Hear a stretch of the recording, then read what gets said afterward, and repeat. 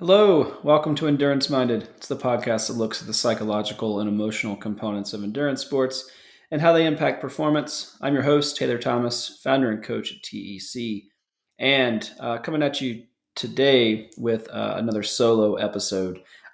This one's based on a few different things, some stuff that I've been thinking about, primarily based on or comes from a conversation that I was having with my team at TEC, and as well as some reading that I've been doing. And it's really centered around where we're at, specifically in the Northern Hemisphere, this time of year with really aggressive goal setting, starting to maybe do some events, really push towards some aggressive goals coming into the summer, and what that really means for us as athletes, specifically what it means for us from a mental and emotional perspective as we set our sights on big goals, and what it feels like when we're on the other side of those goals, when we reach those goals, hopefully when we accomplish what we set out to do, when we identify and define success, we check that box, and then what? And so the then what part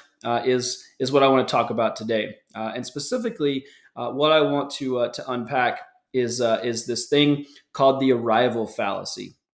So I'm going to throw out a few references. First and foremost, the arrival fallacy was coined by the phrase itself was coined by a man by the name of Tal Ben Shahar. He's a researcher at Harvard. I've referenced some of his work on the show before.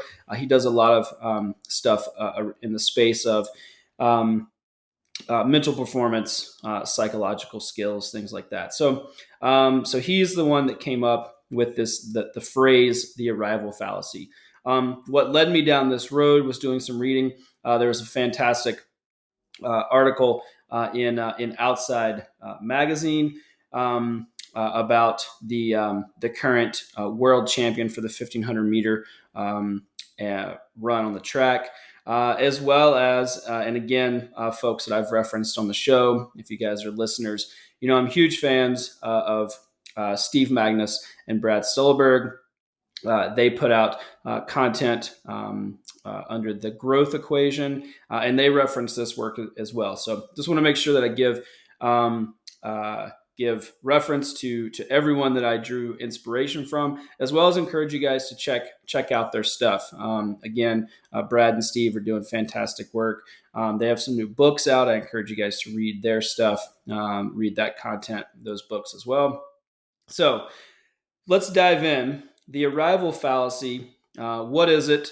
And specifically, what I want to eventually arrive at or get to is three ways that you can combat the arrival fallacy, because this is something that I see play out with athletes all the time. And specifically, what the arrival fallacy is, the definition of it is this belief that once you accomplish a specific goal, you'll attain some sense of lasting gratification. And what we've seen and what we know to be true is that is not the case, right? The goalpost is always moving.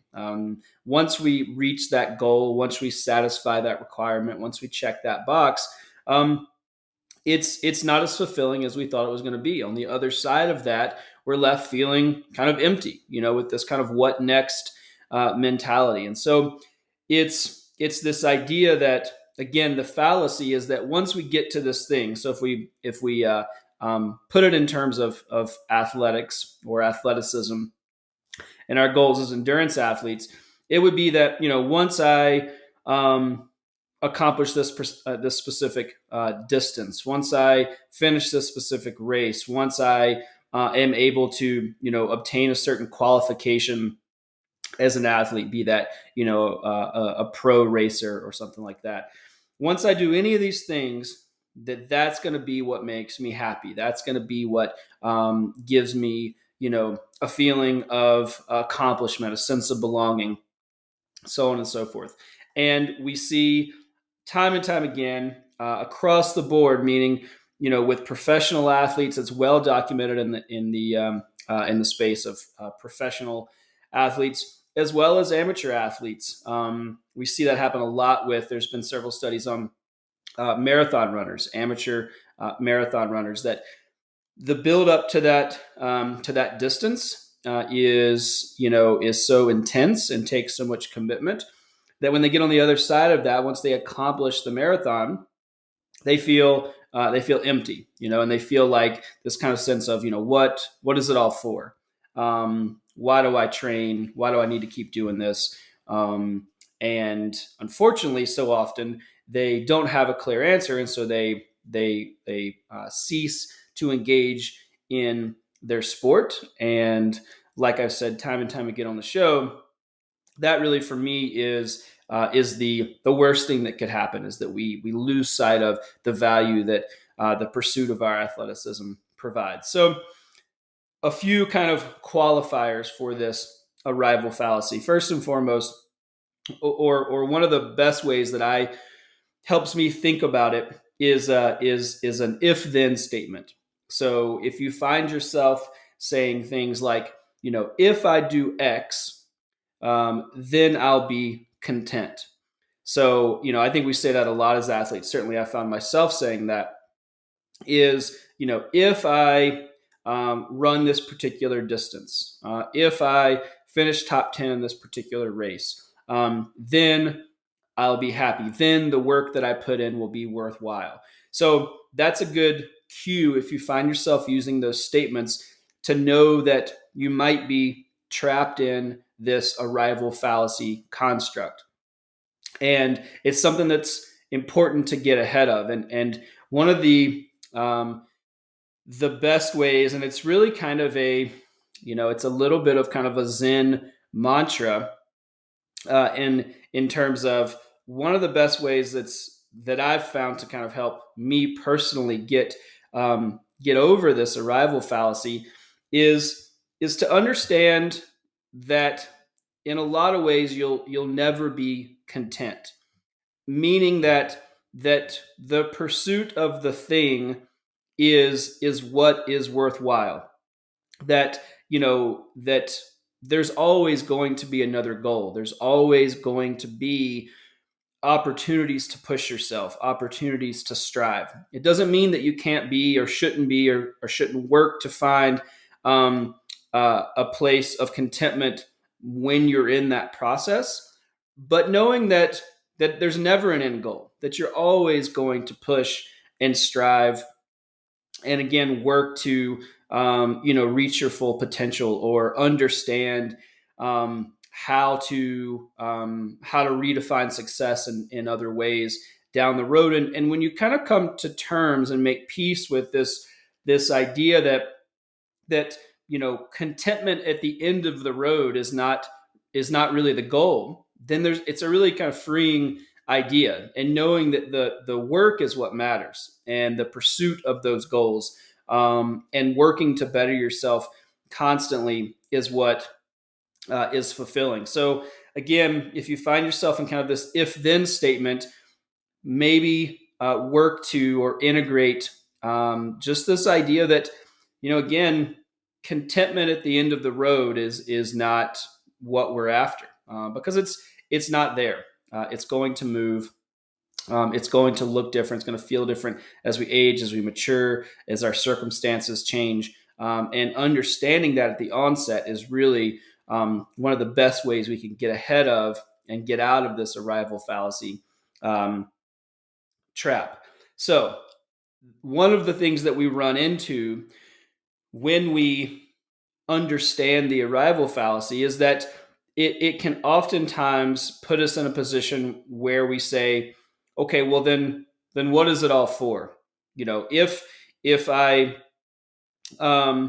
if I know I'm not going to feel good, if I know that this goal is not going to make me feel more content, if I'm not going to get to this place and have any sort of gratification, then why do I even start at all? What's the point of striving if the end goal doesn't satisfy me or bring me the type of gratification that I was hoping for?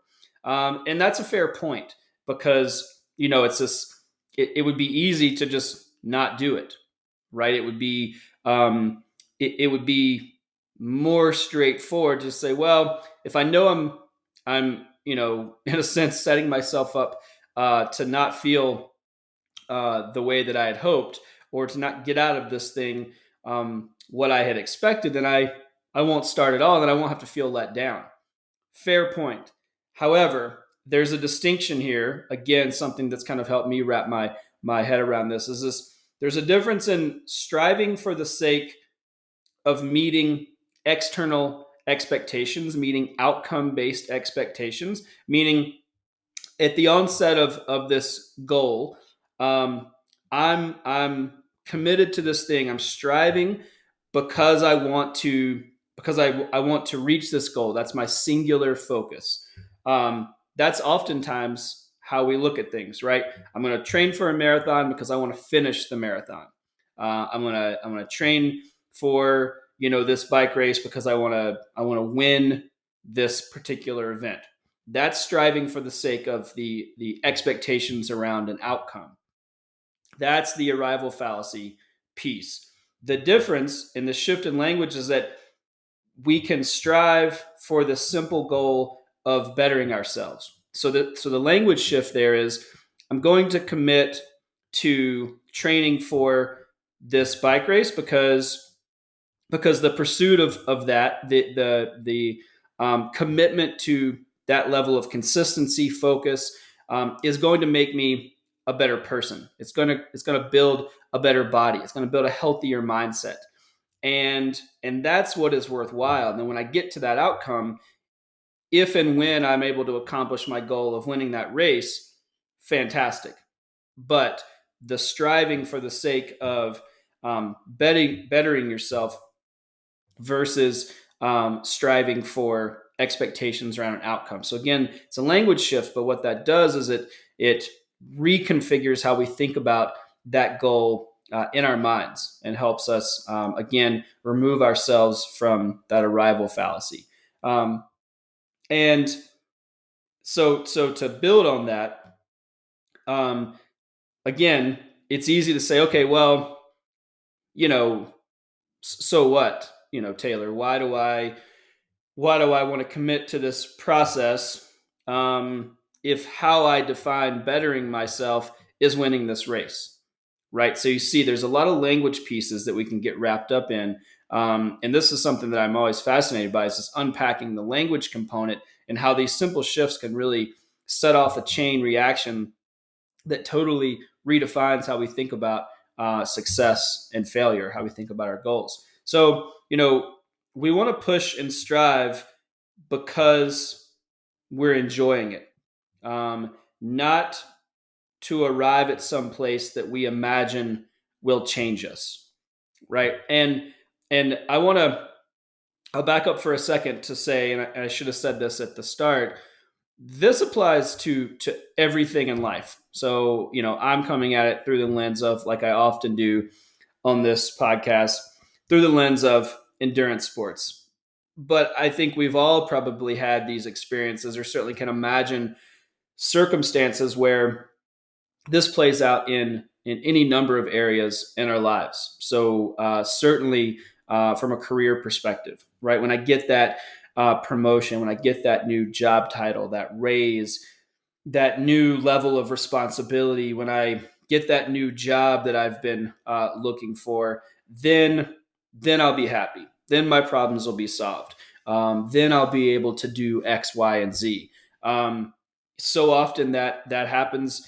If we link those two things, that happens on the athlete side of things, where we say, well, when X, Y, and Z happen, then I'll be in a place where I can commit to bettering myself as an athlete. So, when I get this new job, when my schedule settles down, when, my family's in a particular place that allows me to free up some time, and we just keep pushing it down the road, right? What happens is we never actually arrive there, and thus we never give ourselves the opportunity to better ourselves. But again, we can apply this, and certainly the arrival fallacy applies to any area of our lives. I know personally it's played itself out or shown up in any number of ways in my life, certainly in the career side of things, as well as the endurance sports side of things. So again, we want to push and strive because you enjoy it, not to arrive at some place that you think that will change you, or that you'll arrive at some place where you'll be kind of magically, the better version of yourself, or the best version of yourself, or a different version of yourself. The goal is that the pushing and striving to be the best version of yourself, to commit to that goal, is something that you actually see value in, right? That you enjoy. And again, it's this kind of ability to disconnect from the outcome, from the goal.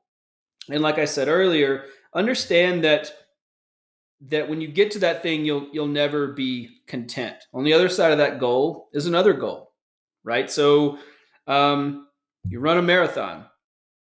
Okay, great. Maybe it's your first marathon.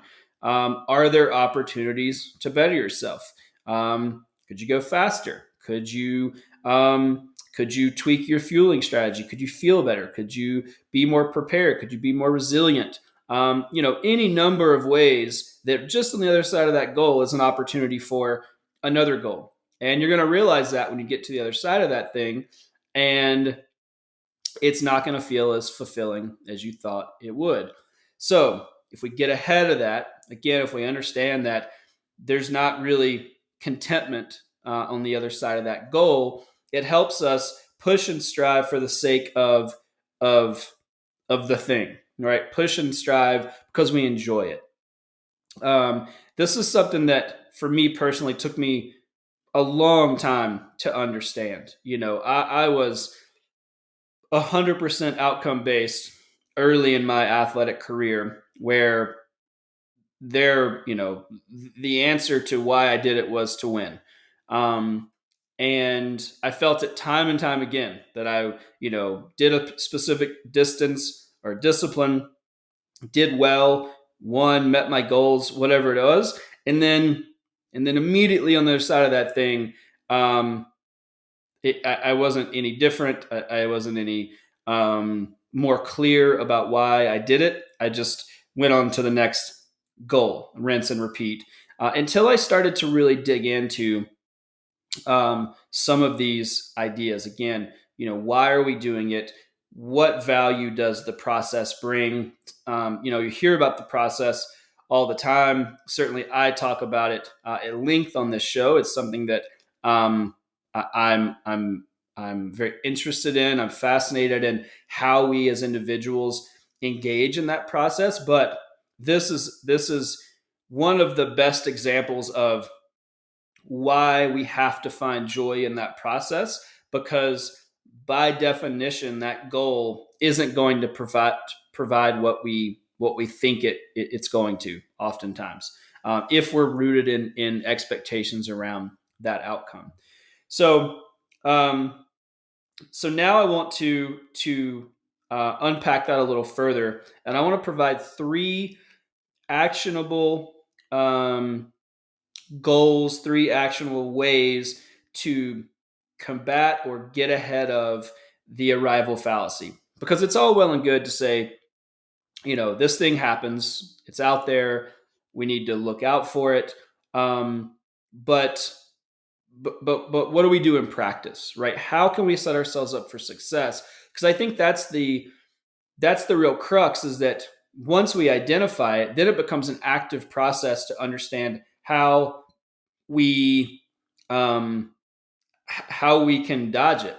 How we can ensure that we're rooted in that process, and because it's so natural to fall back to the outcome, right? It really is a consistent, requires consistent effort, and is an active process to stay rooted in that joy, in the excitement around the process. So 3 ways to combat, or again, kind of get ahead of the arrival fallacy. Um, first, work to identify one component, one part of the process that you love. So, what is the process? I think it's important to define that. Very simply, the way that I think about the process is anything from the time when you commit to that goal to the goal, right? So, we'll use a specific example. I've been referencing marathons, so we'll use that. From the time that you said, okay, I need to start training for this marathon to the day of the marathon. Everything in between that is the process, and it's literally everything that's included. It's how do you treat your body? How do you think about your your preparation? How do you think about yourself as an athlete outside of your training? I describe it as, what are you doing in the other 23 hours a day, right? If your workout lasts an hour, what are you doing those other 23 hours? Those things are part of the process. Fueling, sleep, stress management, your emotional and mental health. It is, what's the team in place around you? Who's going to help you get there? That engagement is part of the process. Is it a coach?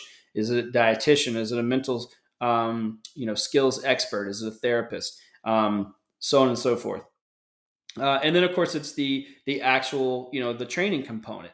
And if we back up, it's the preparation for that training, right? So, how do we set ourselves up for success? What's the schedule look like? What does it look like when we wake up in the morning?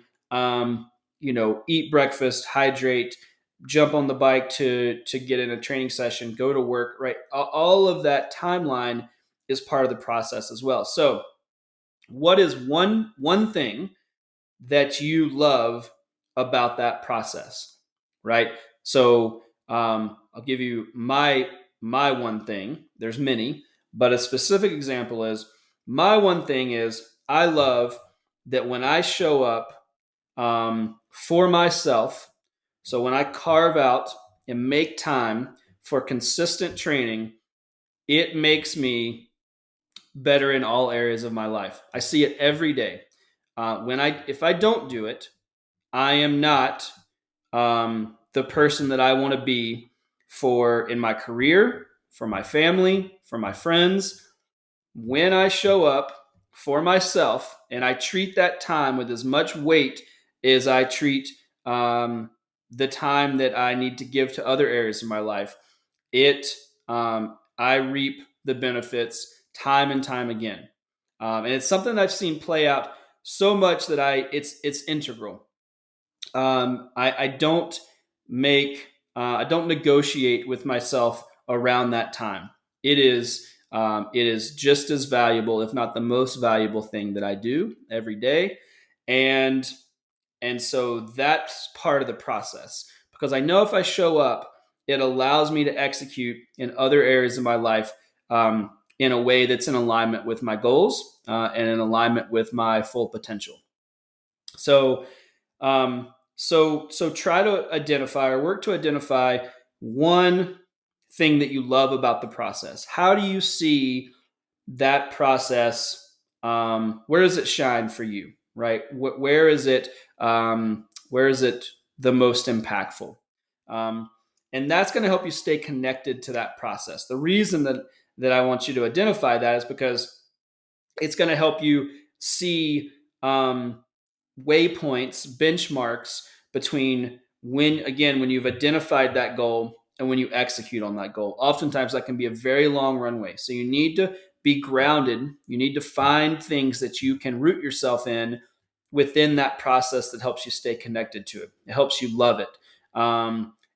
In a way that, in my opinion, and this is the extreme version, but in a way that if the goal didn't happen, you'd still be okay, right? For me, I think about it as if I never got to show up to an event, a race, a day where I can try to execute on my goals, I love the process so much that would be okay, right? It would be fine. I would go right back to that process because it's something I see so much value in.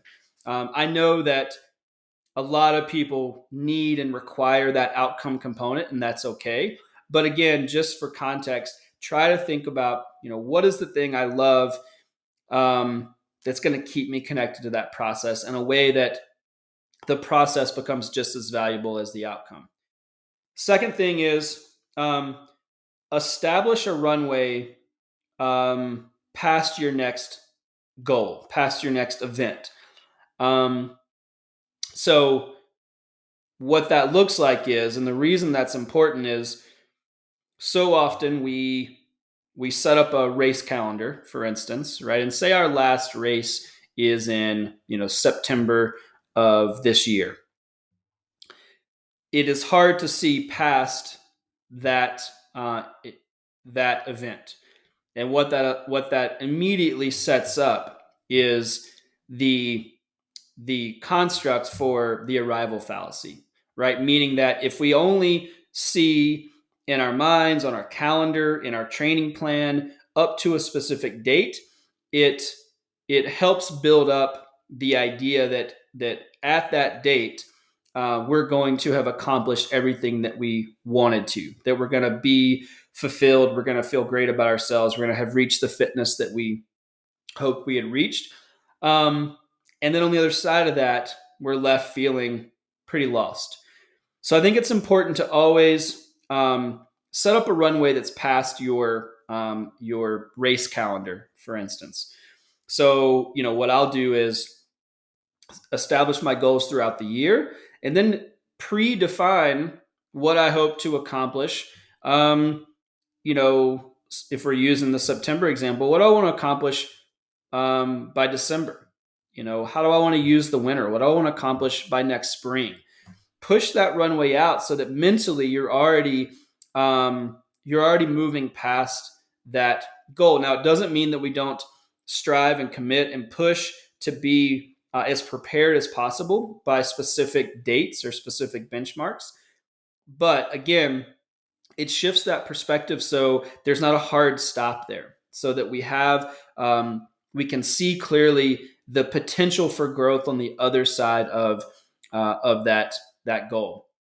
So work to do that. And I think that's just a good practice from a training philosophy as well, so that you realize the value of each season, right? Even when race season is over, even when you've executed on your goals, that next season holds just as much value. It's an opportunity to grow. It might look and feel different, or it probably should look and feel different, but that's okay. That's still an important time period, and again holds just as much value as the race season, or the season in which we're really pushing towards our goals. The third example, the third way to combat the arrival fallacy is to surround yourself with a team that provides you perspective. So the pursuit of aggressive goals can often kind of inherently be a solo, an isolating, and a selfish endeavor, specifically with endurance sports that aren't often team oriented, right? We have solo goals, we train solo. Those goals are specific to us as individuals, and so it can be fairly isolating. And what that, among other things, there's some other pitfalls with that as well.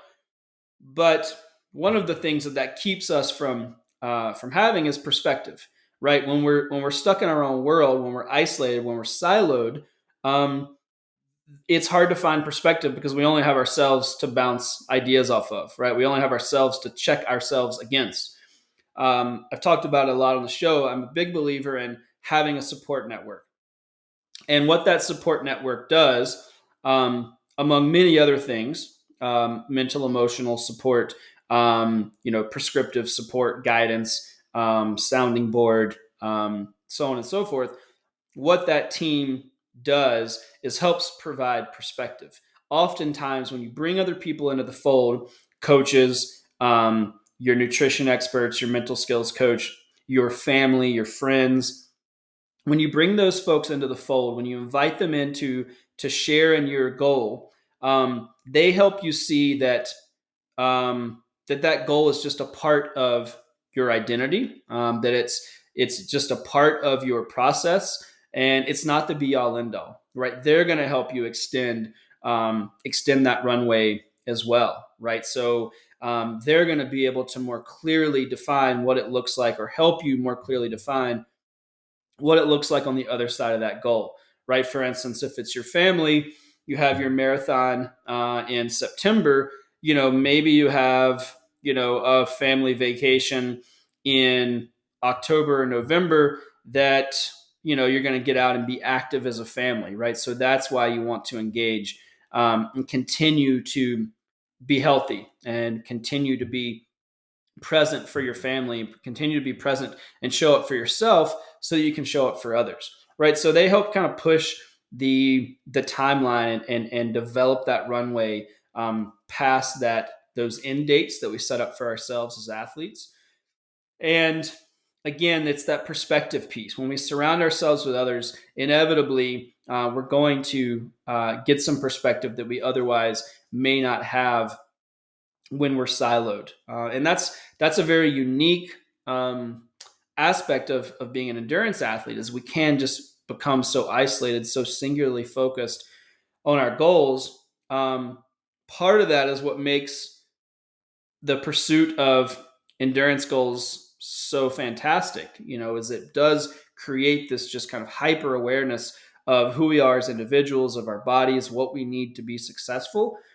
But that silo is not necessarily a good place to hang out in forever, right? We need some perspective. We need people around us. So work to surround yourself with a team that's going to help provide that perspective. It's going to help provide some nuance. Of course, as a coach, that's what I do for athletes, is help extend that runway, contextualize the weight and the value that these goals bring, so that we can give them the weight they deserve, but not let them overrun our lives, right? Not let them overtake our, how we think about our training, how we think about ourselves, how we think about our identity as athletes and individuals.